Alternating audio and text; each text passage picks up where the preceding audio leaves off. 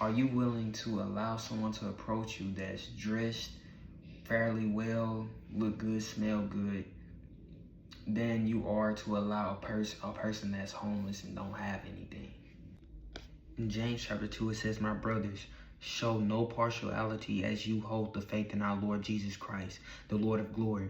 For if a man wearing a gold ring and fine clothing comes into your assembly, and a poor man in shabby clothing also comes in, and if you pay attention to the one who wears the fine clothing and say, you sit here in a good place, while you say to the poor man, you stand over there or sit down at my feet."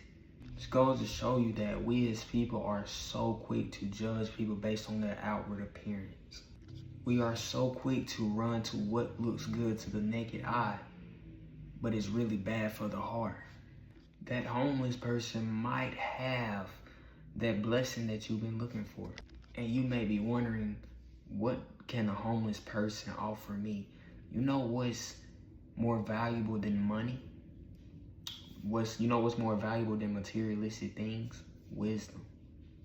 And I guarantee you that homeless person has a lot to say, has a lot of information to give you. You never know. God uses anybody. God comes in ways where we least expect it.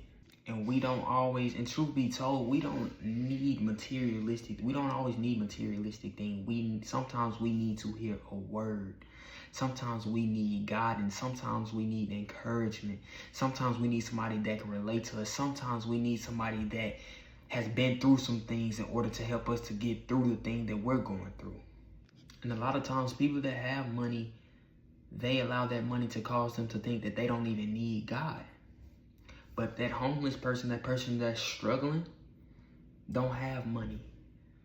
They are not as fortunate materialistic wise, but they know that they need God because that's who's been carrying them. That's who they've been praying to.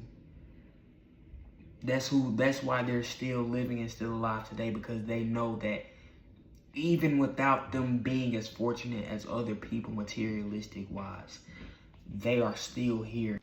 So we got to stop judging a book by its cover.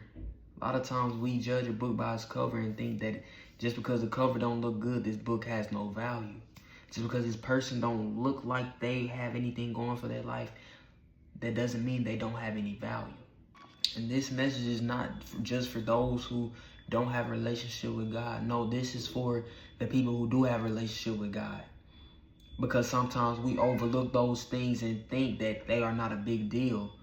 But I want you to understand this. How you treat others is a reflection of your heart. And we are called to love our neighbor as ourselves. And if you don't love yourself, in order for you to be able to love somebody else, you got to first love yourself. It's too much hatred, too much division, and it's too many categories. Whole time is all about love and peace, man. That's why the world is in the place that it's in, because there is no love. I'm going to leave you with this. Change first starts in the heart and in the mind. Once you have a made up heart and a made up mind, you will actually see a difference. You will actually experience a difference.